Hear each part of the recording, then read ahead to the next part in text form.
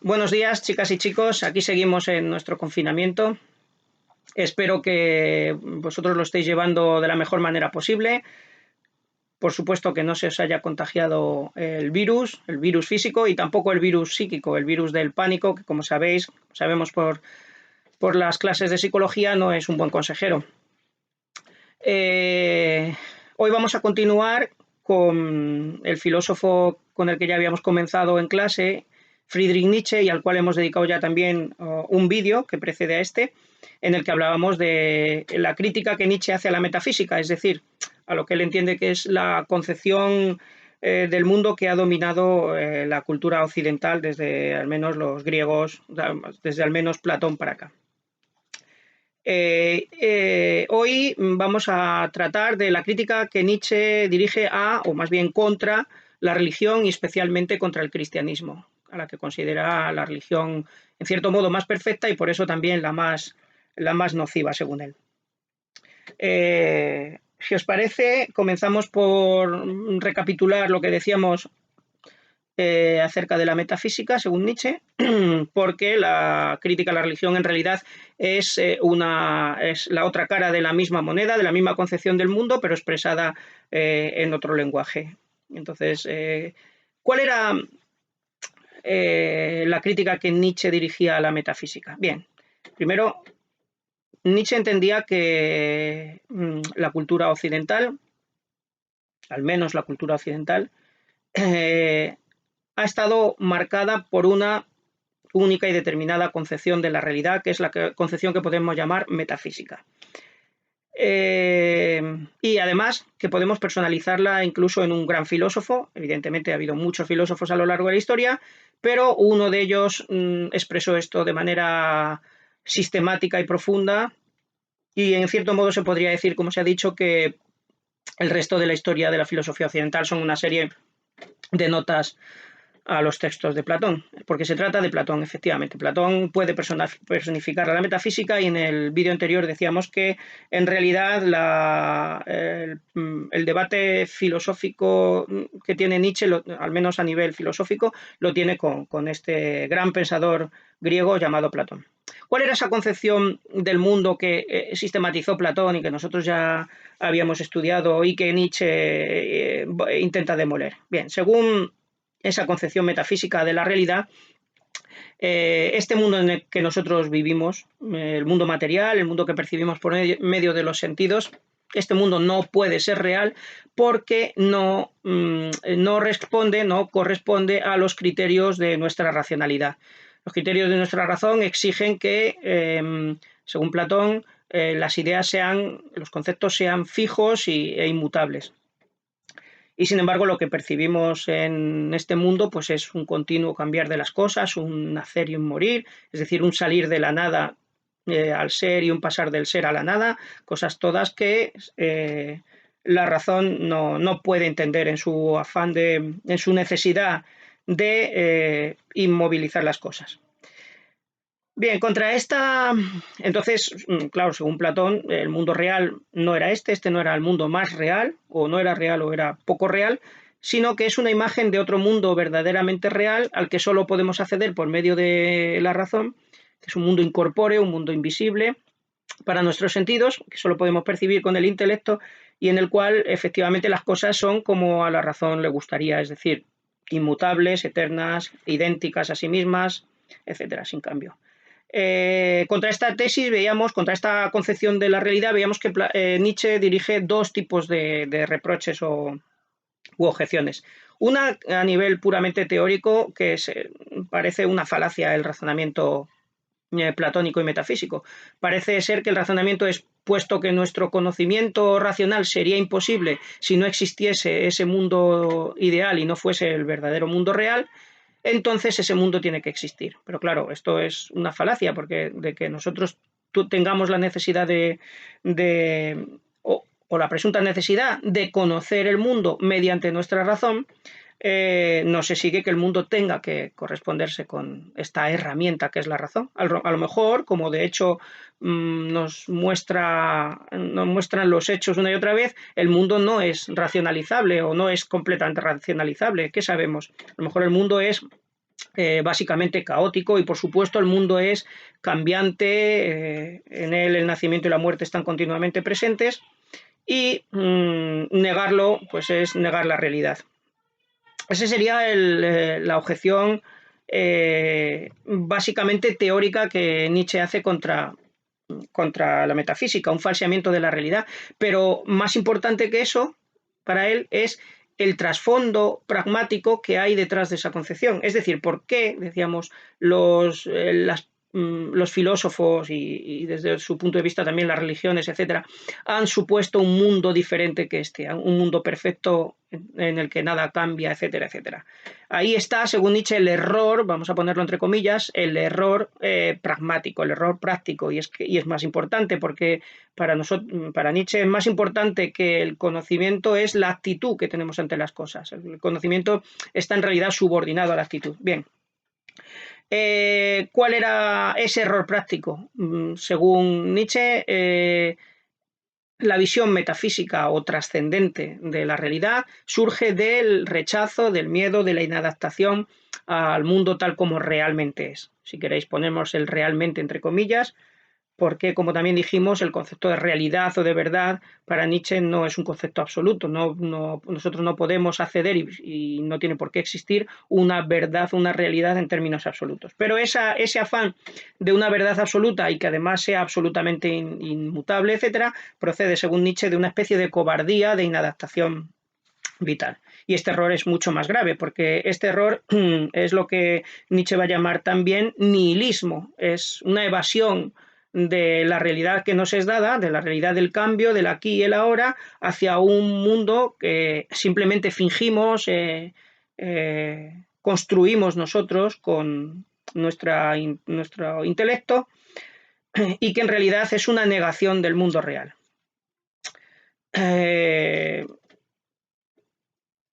Bien, hasta ahí la visión metafísica del mundo.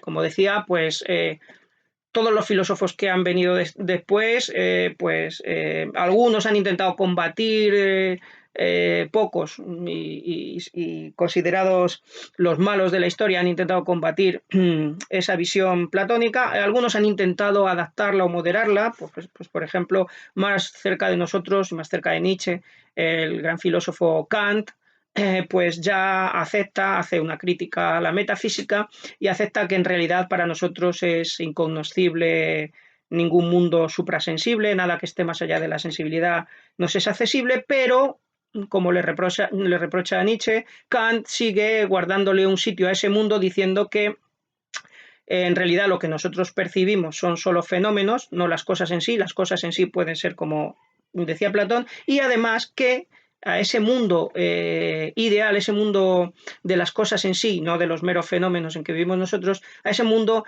podemos tener un acceso por la vía de, si no del conocimiento, por lo menos de la vía de la moral, porque nosotros poseemos un imperativo moral que nos dice que tenemos que actuar con justicia, independientemente del beneficio material que vayamos a sacar, del beneficio sensible, del placer o la felicidad que vayamos a obtener, y eso, según Kant, nos conecta con ese otro ámbito trascendente que no podemos conocer según él, pero que tenemos derecho a creer en él, a postular.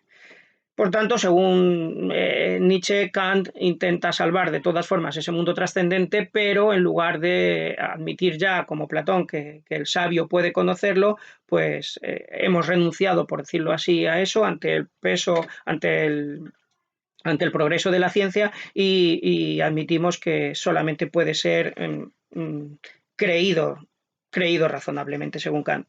Bien, tampoco esto podemos hacerlo, según Nietzsche.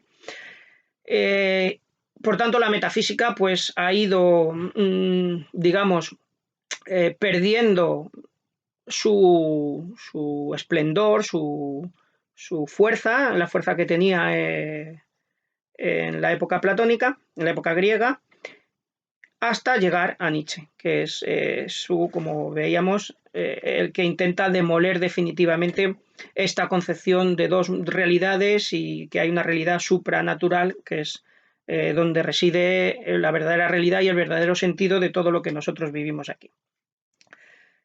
Bien, pero no todas las personas tienen acceso a la filosofía, y no todas las personas conocen a Platón, aunque conozcan su nombre no saben qué pensó, ni quizá están en condiciones de pensarlo. La mayor parte de los hombres, de los seres humanos, la concepción que tienen de la realidad no la tienen mediante un especial ejercicio de reflexión como el que hacen los filósofos. Esto, en todo caso, es para muy poco, se queda normalmente en las escuelas y no llega, por decirlo así, al pueblo. ¿De dónde saca el pueblo normalmente su concepción de las cosas? Pues eh, el principal elemento y el principal ámbito en el que los seres humanos expresan cómo ven la realidad, qué concepto tienen de la realidad, es la religión. Todas las sociedades tienen religión y es en esa religión donde se expresa la actitud de cada cultura y de cada ser humano ante la existencia. Por tanto, en términos por lo menos cuantitativos, en términos sociales, mucho más importante que la crítica a la metafísica es la crítica a la religiosidad, a la religión. ¿Qué es la religión? Como decimos, la religión es la forma en que los seres humanos proyectan su concepción de las cosas. Digamos que dan forma, figura, antropomórfica, a veces zoomórfica, dan figura, expresan exteriormente en una imagen aquello que ellos conciben que es la existencia, tal como se ven ellos. Por tanto, a la inversa de lo que dice la religión, que es los seres humanos hemos sido creados por Dios a su imagen y semejanza, en realidad la relación causa-efecto es la inversa, según Nietzsche. Según Nietzsche, y esto ya lo habían dicho otros varios autores durante el siglo XVIII y XIX. Somos los seres humanos los que creamos a los dioses a nuestra imagen y semejanza. En todo caso, la religión es ahí del lugar donde proyectamos nuestra visión de la realidad. Esto, como os decía, pues ya había habido filósofos, por ejemplo, el filósofo alemán Feuerbach ya había expresado esta teoría de la religión, es la proyección, en Dios proyectamos el ideal humano. Y a partir de Feuerbach, pues Marx va a hacer también una crítica de la religión, de la que luego diremos algo. Ahora bien, aunque todas las civilizaciones, todas las sociedades, quizá todos los seres humanos de alguna forma tienen o han tenido alguna religión, no todas las religiones son iguales, según Nietzsche. Conviene hacer una especie de historia de las religiones porque no todas son criticables de la misma manera. Al revés, hay una evolución, o podríamos decir en términos de Nietzsche, una involución en la historia de las religiones. ¿Cómo es esto? Bien, según Nietzsche, las primeras religiones, las religiones anteriores a lo que se van a llamar las religiones del libro, es decir, al judaísmo, al islam y al cristianismo, las religiones primitivas, por decirlo así, las religiones que conocemos, podemos poner, por ejemplo, la religión, la mitología germánica o la mitología griega, son un tipo de religiosidad que, aunque efectivamente proyectan los ideales humanos en unos seres inventados, ficticios, que son el estado puro o el estado perfecto de aquellas cualidades que los seres humanos se atribuyen, vemos en ellas cómo esos seres humanos se atribuyen unas cualidades muy diferentes y por tanto atribuyen a los dioses unas cualidades muy diferentes de las que luego les va a atribuir pues, el judaísmo, el cristianismo, etc. Porque según Nietzsche, estos dioses expresan un pensamiento mucho más vital, una actitud mucho más vital.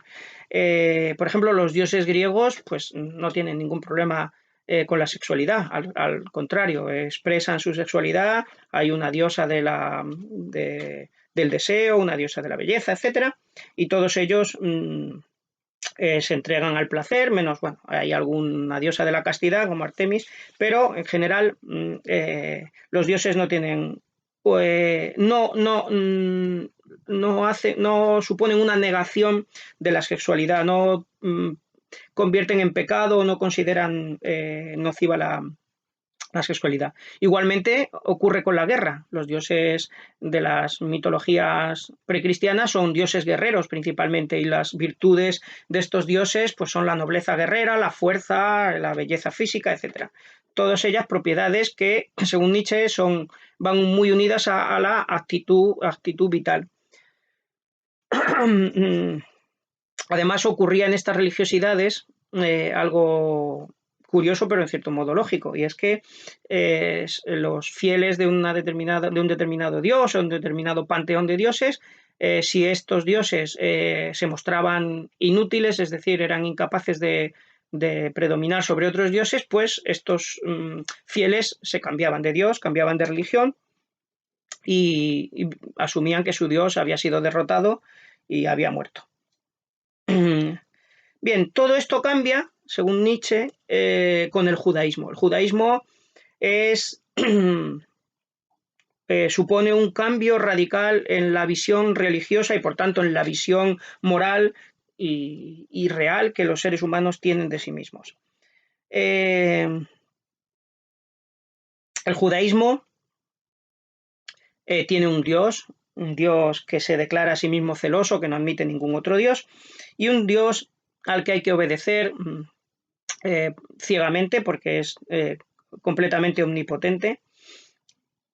Y los judíos, un pueblo del desierto que tiene una historia desde la antigüedad muy, muy triste, podríamos decir, muy dominados habitualmente por otras culturas más potentes, subordinados, esclavizados, obligados a huir, etc., hacen una interpretación completamente diferente. En lugar de convertirse, pues, por ejemplo, a la religiosidad egipcia,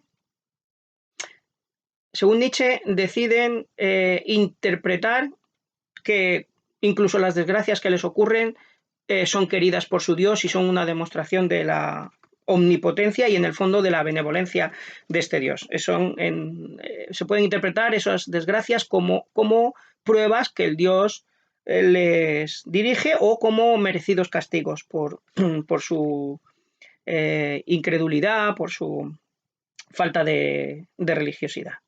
Y así, según Nietzsche, pues inventan o dan un enorme peso al concepto de pecado y a la idea de un orden moral del mundo.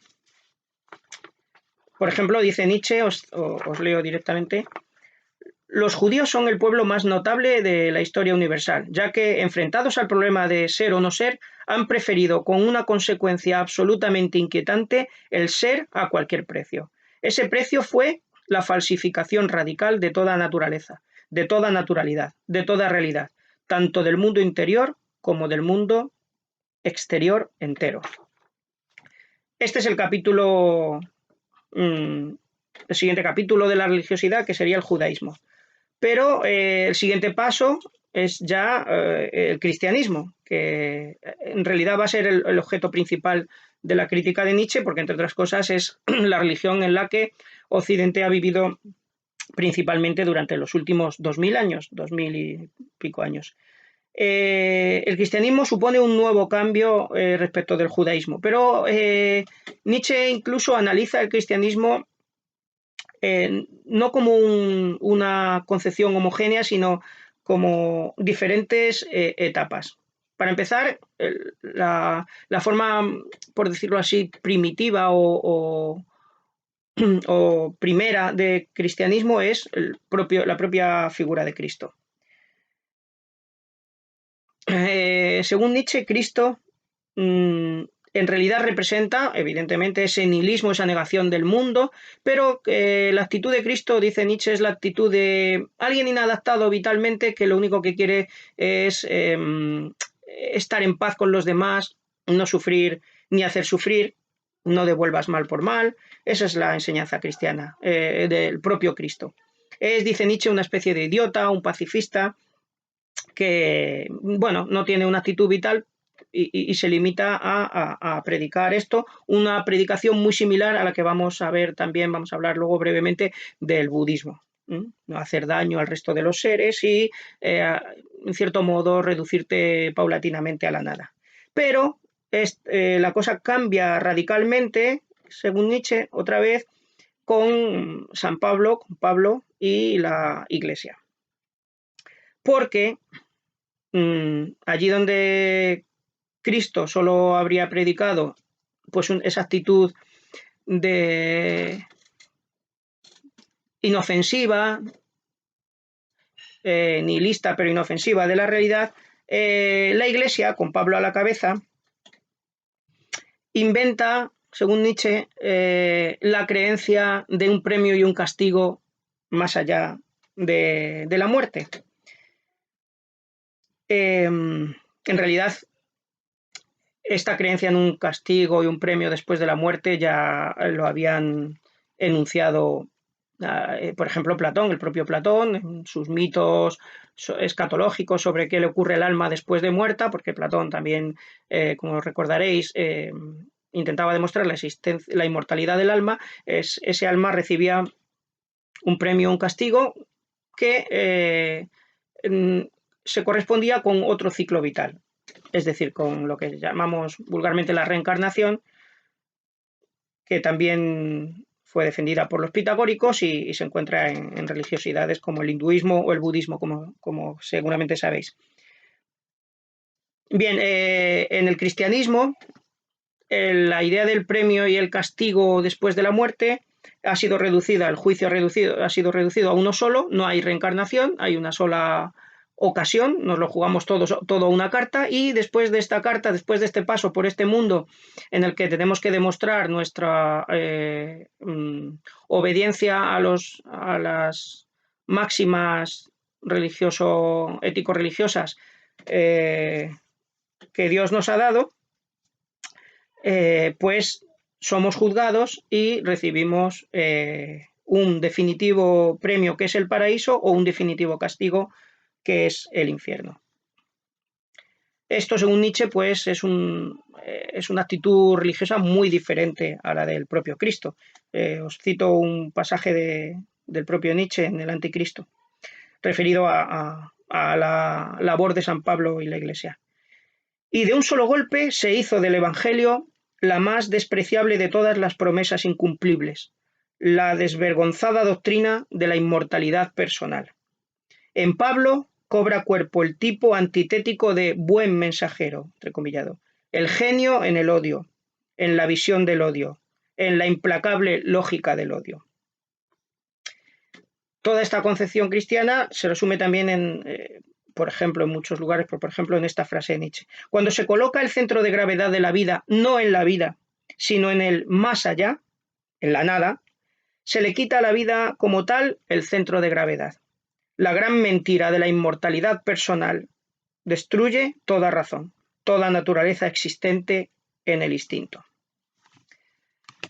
Por tanto, estamos viendo cómo hay una determinada evolución de la religión, desde las religiones primitivas, más vitalistas, luego el judaísmo, luego el cristianismo, pero también dentro del cristianismo diferentes estratos, la propia imagen de Cristo, después lo que Pablo y la Iglesia habrían hecho, según Nietzsche, con esa figura, que sería malversarla en un sentido importante. Pero no acaba aquí la historia, todavía tenemos algún capítulo más. Por ejemplo, dentro del cristianismo, pues Nietzsche hace también una crítica especial al luteranismo, es decir, a la religión, al protestantismo iniciado por Lutero. ¿Qué tiene Nietzsche que objetarle a Lutero? Bueno, como sabéis, Lutero pretendió una renovación de la fe, una renovación de la religiosidad, creyó que la Iglesia había caído completamente en el pecado, la Iglesia representada por Roma, por el papado y por la jerarquía eclesiástica, había caído en las garras del deseo de los bienes materiales, y Lutero y otros creyentes a los que Lutero da voz y representa creían que esto era ya insoportable y que esto no solo no representaba el espíritu cristiano, sino que era antitético con él. Entonces, Lutero promovió, con la ayuda evidentemente de estamentos políticos, de príncipes, etcétera, promovió una renovación de la religiosidad cristiana, que al final acabó, como sabéis, en una escisión entre la Iglesia católica y la religiosidad protestante. Claro, en la medida en que el protestantismo intenta ser una renovación del cristianismo, para Nietzsche es un nuevo mal, porque al contrario, Nietzsche creía que la Iglesia, en la época de los Borgia, en que se mataban unos a otros para ocupar el poder, en que hacían continuas orgías dentro de los palacios de los propios eclesiásticos, esto representaba para Nietzsche un gran ejemplo de vitalidad. Es como si la vitalidad hubiera conseguido aflorar dentro del espacio donde en principio menos podía esperarse, que era dentro de la Iglesia, pero allí la voluntad de poder, la fuerza vital había, digamos, florecido exuberantemente. Y claro, evidentemente era completamente anticristiana la Iglesia en ese sentido, pero eso era lo positivo según Nietzsche. Entonces, el hecho de que Lutero volviese a renovar la creencia cristiana, y muchas gentes después, especialmente en el norte de Europa, hayan recuperado, por decirlo así, la fe, al menos durante unos siglos, e incluso había intentado ser más puros que nunca, pues era el último capítulo de las perversiones de la religiosidad.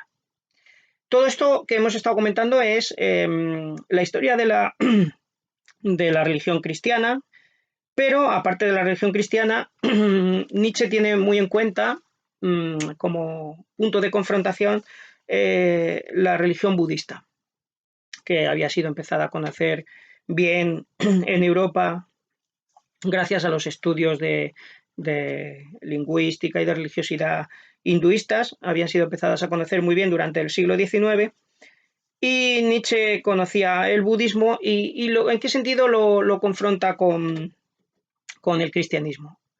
Como os decía antes, Nietzsche dice que la figura de Cristo en cierto modo se parece a la de Buda, a la de un budista, en el sentido de que es una concepción nihilista de la realidad, no quiere saber nada del mundo, no quiere tener dolor. Para no tener dolor lo que hay que hacer es no interactuar con las cosas, interactuar lo menos posible.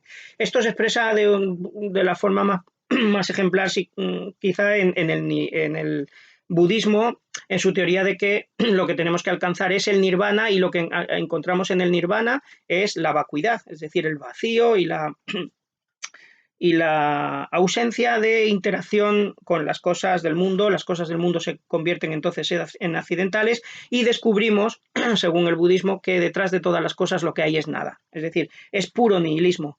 Pero, dice Nietzsche, el budismo no tiene la honradez intelectual de decir que lo que busca es la nada. En realidad, el cristiano, según Nietzsche, está buscando lo mismo, la nada, pero le pone un nombre que es Dios, y es un nombre como de algo personal, pero en realidad no está buscando nada vital, está yendo en sentido inverso a lo vital, a la vida. ¿Cómo se explica esto? Según Nietzsche, el budismo es una religión propia de capas intelectuales, de gente culta, gente cultivada, mientras que el cristianismo sería una religión más bien de clases populares, y por eso no puede actuar con la franqueza intelectual con la que lo hace el budismo. Por tanto, podemos aprender mucho del budismo, mucho del cristianismo comparándolo con el budismo. Resumiendo un poco lo que hemos dicho hasta aquí, os voy a citar un pasaje del Anticristo, número 18, donde Nietzsche expresa su concepción de lo que significa Dios, especialmente en el sentido cristiano. Dice: el concepto cristiano de Dios como Dios de los enfermos, en cursiva, Dios como araña, Dios como espíritu. Ese es uno de los conceptos de Dios más corruptos a que se ha llegado en la Tierra. Tal vez representa incluso el nivel más bajo en la evolución descendente del tipo de los dioses. Dios degenerado a ser la contradicción de la vida, en lugar de ser su transfiguración y su eterno sí. En Dios declarada la hostilidad a la vida, a la naturaleza, a la voluntad de vida. Dios fórmula de toda calumnia del más acá, de toda mentira del más allá. En Dios divinizada la nada, canonizada la voluntad de nada. El concepto de Dios, esto es otro pasaje de otro libro, expresa la misma idea. El concepto de Dios inventado como concepto antitético de la vida. En ese concepto, concentrado en horrorosa unidad, todo lo nocivo, envenenador, difamador, la entera hostilidad a muerte contra la vida. El concepto de más allá, de mundo verdadero, inventado para desvalorizar el único mundo que existe, para no dejar a nuestra realidad terrenal ninguna meta, ninguna razón, ninguna tarea. El concepto alma, espíritu y por fin incluso alma inmortal, inventado para despreciar el cuerpo, para hacerle enfermar, hacerle santo. Esto es un pasaje del Ecce Homo, uno de los últimos libros que escribió Nietzsche. Bien, pues ya hemos visto lo que piensa Nietzsche que significa la religión. Pero ¿cuál es la verdadera objeción, la principal objeción que Nietzsche tiene contra la religión? Igualmente, igual que decíamos con la metafísica, la principal pega que Nietzsche tiene contra la creencia religiosa no es que sea falsa, que por supuesto para Nietzsche lo es.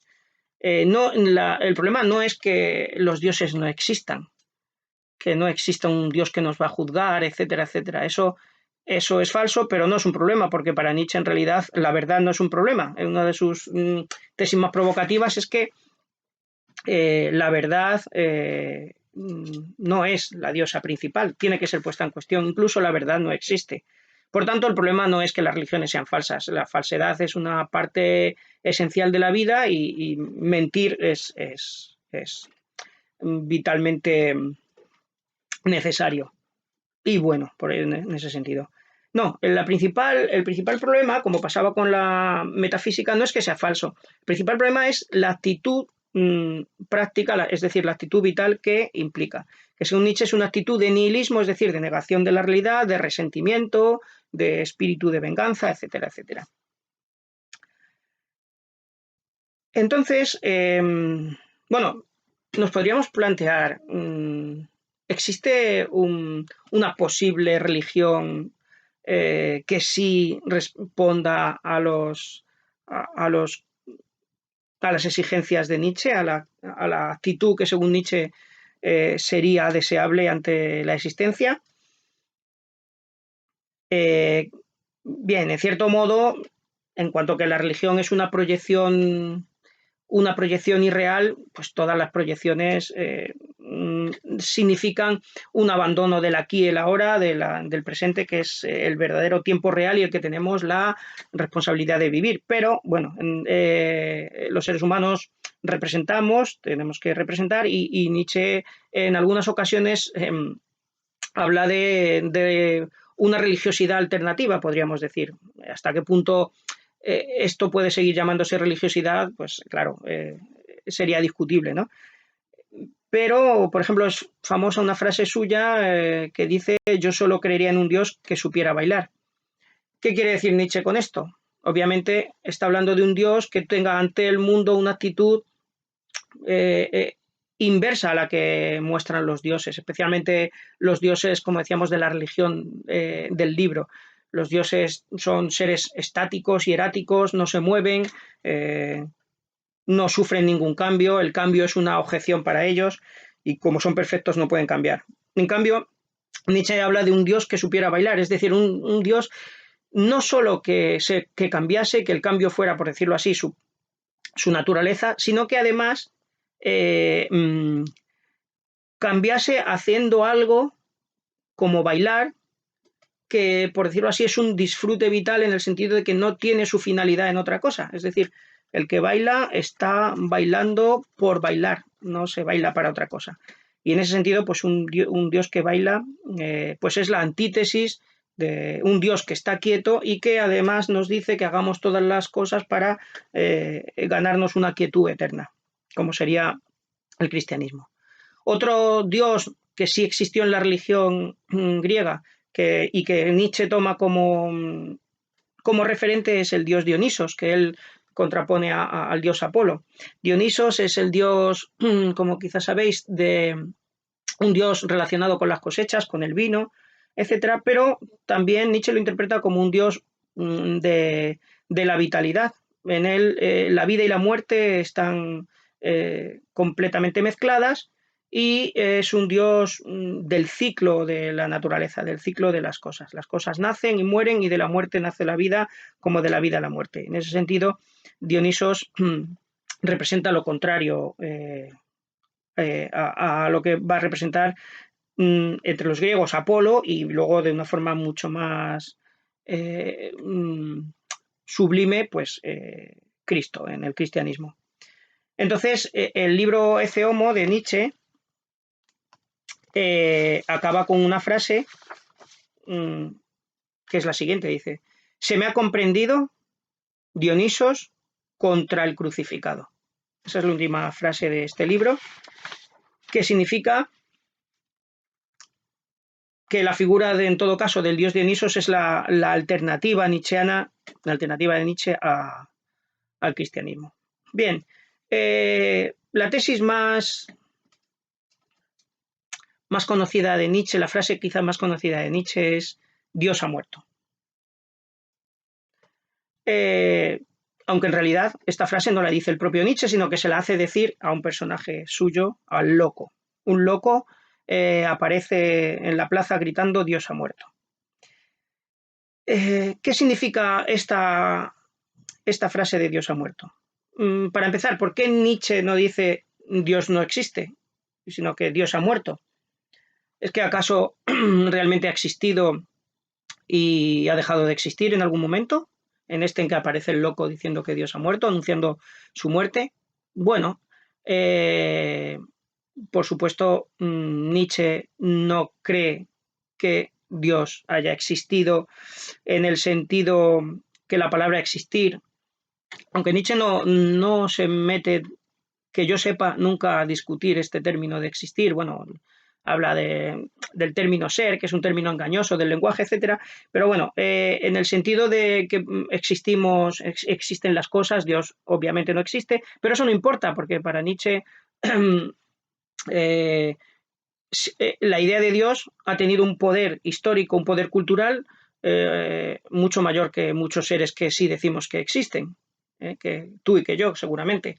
Entonces no importa que no exista, porque lo importante es que exista en ese modo en que existimos tú y yo, porque le basta con existir como idea para haber organizado las vidas y las muertes de millones y millones de personas a lo largo de la historia. Por tanto, es más razonable decir que Dios ha muerto, ¿significando qué? Bien, significando que ya esa idea ha dejado de, o está dejando de tener, si está agonizando, está dejando de tener ese sentido, esa fuerza que ha tenido. Pero, ¿por qué? ¿Cómo ha muerto Dios? Según el loco, lo hemos matado nosotros. ¿Cómo lo hemos matado? ¿Por qué? Nietzsche dice que, curiosamente, un mandamiento cristiano y un mandamiento religioso, quizá en general, es el que ha acabado matando a Dios, que es el mandamiento de di siempre la verdad, di la verdad. Este mandamiento, que para Nietzsche es un mandamiento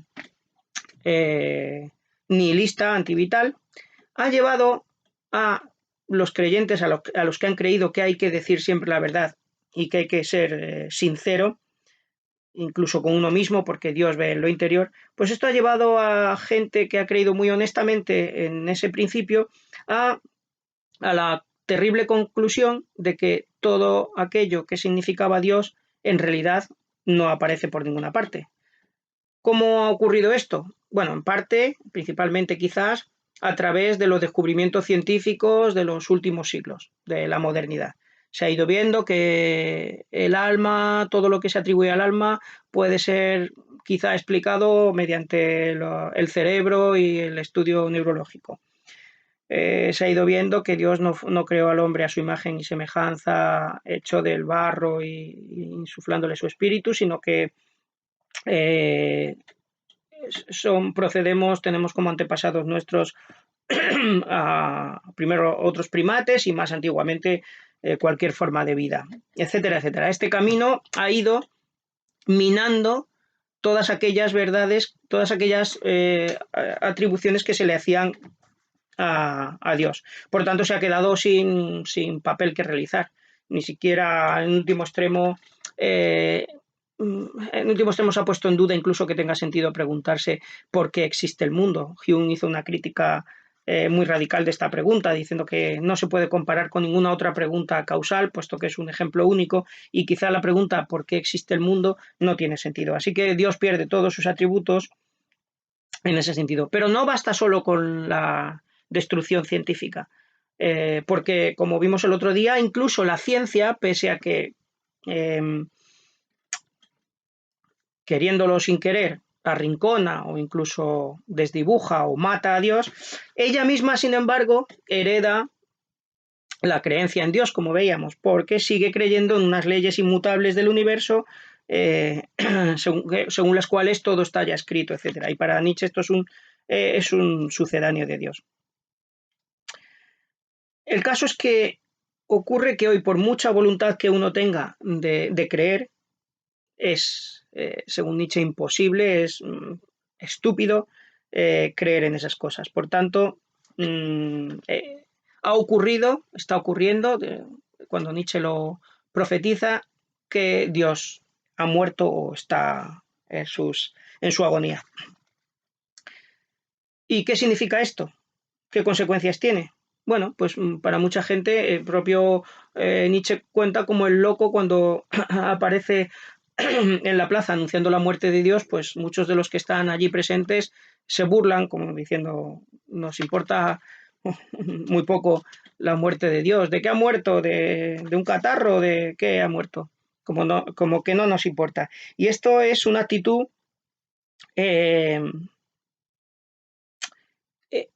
según Nietzsche, profundamente equivocada y mezquina, porque en realidad el que no encuentra un verdadero problema, incluso un verdadero trauma, una verdadera tragedia en que Dios haya muerto, es una persona que no se ha planteado nunca a fondo el problema de la vida, el problema de la existencia. La muerte de Dios para Nietzsche no es cualquier fenómeno. Incluso Nietzsche tenía la intención de haber sido teólogo, como lo fue su padre, y le daba una grandísima importancia a la religión.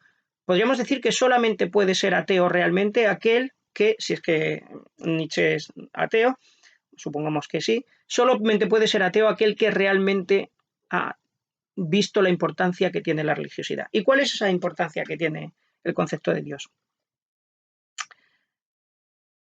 El propio Nietzsche lo dice. ¿Seremos nosotros capaces ahora de soportar el peso que soportaba Dios, de hacer la tarea que él hacía? Una vez muerto Dios, ¿podemos nosotros asumir su carga? ¿Cuál era esta carga? Pues Dios era ni más ni menos que el dador, el que daba sentido a todas las cosas. Imponía unas normas para todos, que por tanto no venían ni de ti ni de mí, no eran relativas, subjetivas, sino que eran absolutas, habían sido dadas desde arriba, y era el que iba a juzgar la realidad. La había hecho y la juzgaba, y es todopoderoso, omnisciente, etc. Por tanto, todo estaba en manos de un padre amoroso y justo, que todo lo va a... que le ha dado sentido a todas las cosas y todas las va a juzgar. Si nos quedamos sin eso, de pronto, pues nos encontramos con que nada tiene sentido. Las cosas no están aquí porque hayan sido hechas por nadie.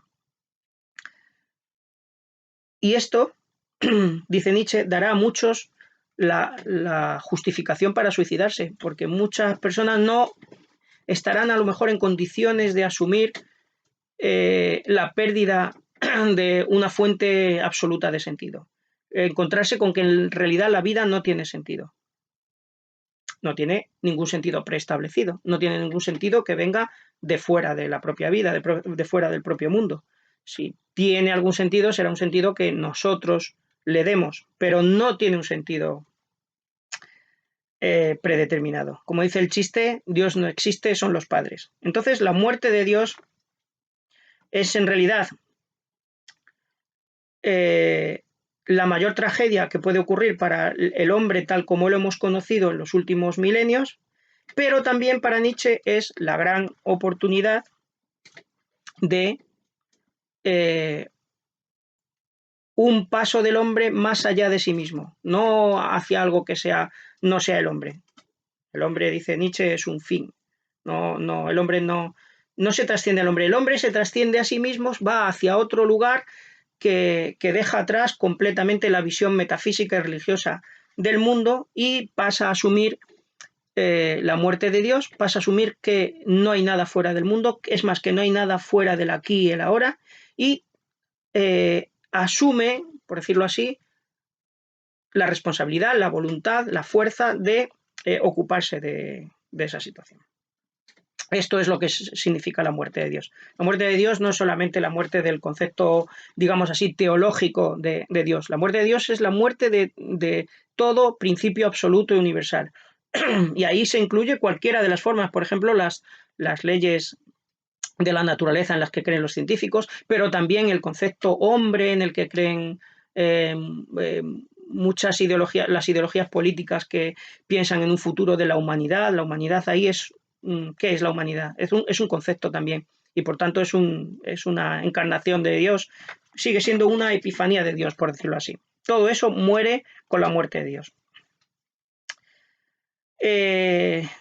Para terminar, voy a hacer una breve valoración de estas tesis de Nietzsche, este ateísmo de Nietzsche, comparándolo con otros que se dieron en su época y desde su época para acá. El ateísmo evidentemente no lo inventó Nietzsche, el ateísmo ha existido desde hace mucho, aunque los filósofos no están seguros de si se puede hablar de verdadero ateísmo antes de la filosofía moderna.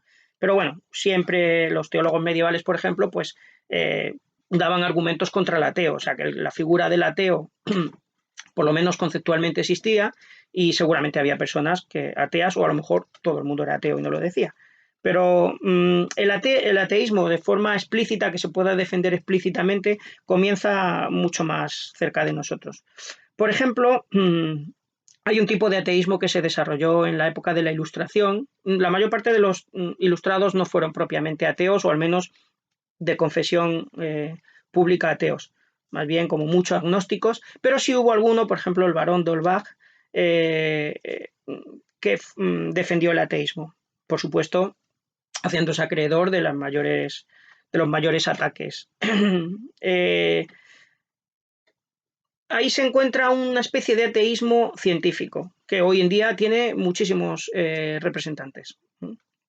Por ejemplo, pues un científico muy mediático como Richard Dawkins y otros muchos personajes, actualmente tienen una concepción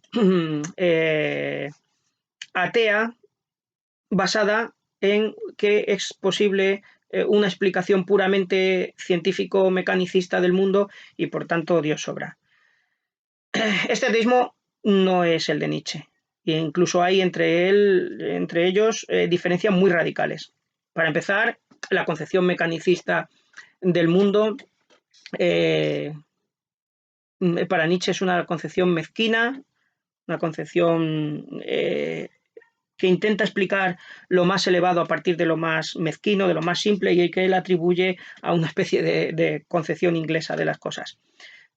Pero además, y como ya habíamos visto, si tú eliminas a Dios pero en su lugar pones las leyes del universo, no estás cambiando realmente nada, según Nietzsche. Por tanto, es también un ateísmo equivocado en ese sentido, en realidad no es ateo. Si tú dices, yo no creo en Dios, pero creo en los derechos humanos universales, inmutables, etcétera, crees en Dios, pero no te das cuenta que le estás cambiando el collar al perro, pero es el mismo perro. Bien,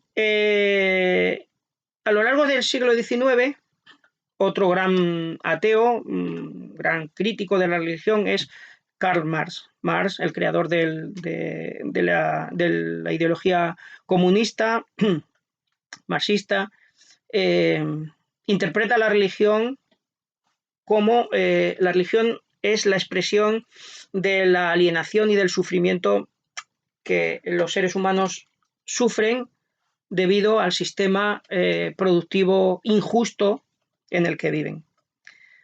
Si los seres humanos cambiasen sus condiciones sociales, sus condiciones laborales, sus condiciones de producción, sus condiciones de relación con la naturaleza y viviesen en una sociedad justa, una sociedad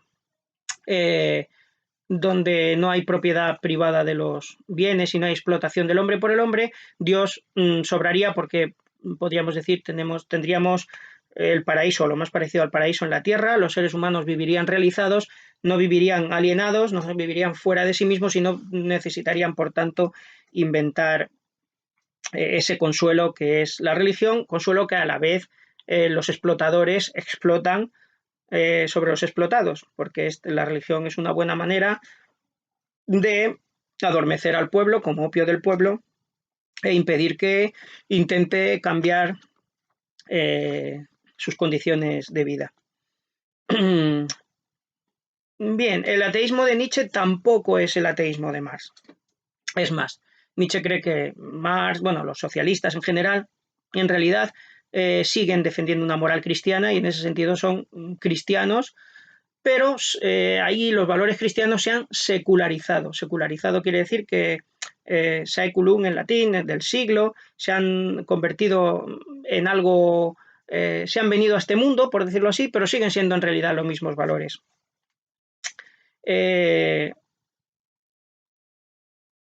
La religión, el socialismo, en realidad es una forma de moral cristiana, en el sentido de que predica valores como la igualdad, y por tanto es como vamos a ver también en otro capítulo, es un ejemplo más de la moral del rebaño, no de la moral de los señores, no de la moral vital, sino de una moral nihilista. Por tanto, en realidad, pese a que es una crítica a Dios, está sustituyendo al Dios de los señores, al Dios de los nobles, etcétera, por otro Dios llamado la humanidad o el hombre igualitario o la sociedad justa, etcétera.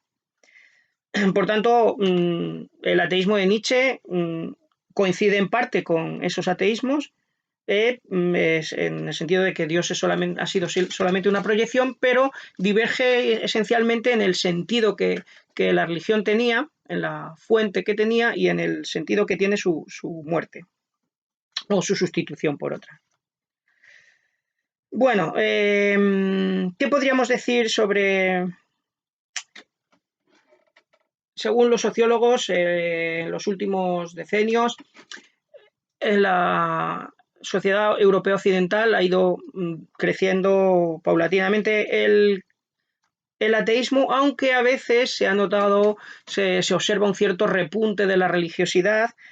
Incluso en la filosofía a veces se habla de un giro teológico en que algunos filósofos estarían volviendo a pensar de otra forma los conceptos religiosos. Pero bueno, podemos decir que en general el mundo europeo moderno está básicamente...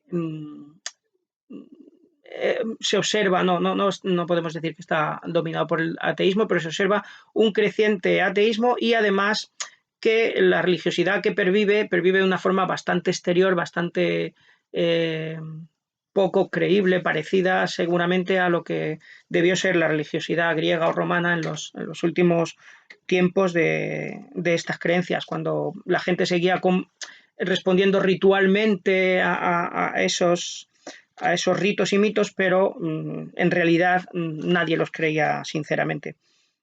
Entonces podemos decir que el ateísmo está extendido. Ahora bien, el ateísmo que se está extendiendo, ¿en qué medida este ateísmo procede de Nietzsche o responde a las expectativas de Nietzsche? Bien, pues yo creo personalmente que no en una medida tan alta como a veces se cree. Porque lo que está sustituyendo al ateísmo, o sea, lo que está sustituyendo a la religión, podríamos decir, es quizá la gestión técnica del mundo. Sí, muchos de nosotros han desistido de que su vida cobre sentido en un más allá y todo el sentido está en más acá, pero el más acá es una gestión. Hay dos tipos de reivindicación del más acá. Una gestión cada vez más eficiente, tecnológica, orientada a que al final de ella podamos sacar la mayor satisfacción, una satisfacción, digamos, hedonista, el vivir al día, el vivir disfrutes, porque eso es todo lo que nos vamos a llevar, como se dice a veces. Y por otra parte, otra cosa que ha sustituido a la creencia religiosa es un cierto humanismo, que, como decíamos hablando de Marx, Dios ha sido sustituido por el hombre y las personas que comparten este humanismo ya no encuentran el sentido en un más allá, sino en un más acá, pero en un más acá que se inspira más bien en Marx y, y que consiste en intentar buscar la justicia humana en una sociedad justa, etcétera. Y ambas cosas, tanto una vida de gestión tecnológica orientada al placer como una vida, una lucha por la justicia humanista, etcétera, son concepciones que no proceden de Nietzsche, incluso con las que Nietzsche está en antítesis. Son concepciones gregaristas, en que los seres humanos se sienten formando parte de un colectivo, es más, todos iguales, homogéneos, frente a la figura de un Borgia o al personaje, al príncipe de Maquiavelo, que son los referentes que Nietzsche pone como ejemplos de personas vitales. Y estos ejemplos, los Borgia y Maquiavelo, etcétera, no son del gusto de la mayor parte de nosotros tampoco. Así que al haber perdido paulatinamente la religiosidad no significa, y por tanto la crítica de Nietzsche seguiría siendo la misma, no significa haber perdido los mismos valores. Los valores cristianos se han secularizado, pero siguen siendo los mismos. Incluso hay filósofos y teólogos que piensan que a Nietzsche se le puede interpretar, el cristianismo reapropiar de Nietzsche, y que la crítica de Nietzsche habría sido válida, pero no destructiva del verdadero cristianismo, porque lo que Nietzsche habría matado al Dios de la metafísica, en realidad era un Dios que no era nada útil para la religiosidad, porque la religión no trata con un Dios abstracto y un Dios, no trata con el ser, como dirían los filósofos, sino que trata con un tipo personal con el que comunicarse, etc. Y según algunos filósofos contemporáneos, por ejemplo, un filósofo francés llamado Jean-Luc Marion, Nietzsche es una buena crítica a la parte equivocada de la teología, que había malversado la figura de Dios, y por tanto podemos seguir manteniendo el cristianismo liberado de esa carga metafísica que tenía. Bueno, pues evidentemente la mayor parte de intérpretes de Nietzsche no están de acuerdo con esta interpretación, pero como decía también en el vídeo anterior, y ya con esto termino, Nietzsche da lugar, permite interpretaciones diferentes, porque él mismo, tanto por su estilo, muchas veces irónico, con dos y más sentidos, esotérico, como él mismo dice, lleno de máscaras, pues permite muchas lecturas, y si uno se queda simplemente con una máscara, pues puede interpretar, como por otra parte pasa con casi cualquier filósofo y en esto, o libro religioso. En esto los teólogos medievales eran expertos, eran capaces de hacer que sus teorías filosóficas preferidas se encontrasen allí en la Biblia, pues igualmente los intérpretes actuales pueden encontrar en Nietzsche un poco lo que les guste, pero también todos, si leemos a Nietzsche, podemos ver que hay una serie de ideas guía que no podemos ignorar. Y bueno, son esas ideas las que estamos intentando aquí ver. Vimos lo que Nietzsche piensa de la metafísica y con esto hemos visto lo que Nietzsche piensa de la religión. Nada, lo dejo aquí y nos vemos un día de estos. Espero que pronto físicamente y podamos no solo comunicarnos de esta forma tan fría por otra parte, sino también como hacíamos en el aula, pues intercambiando miradas, preguntas, gestos, etcétera. Que sigáis todos muy bien. Hasta luego.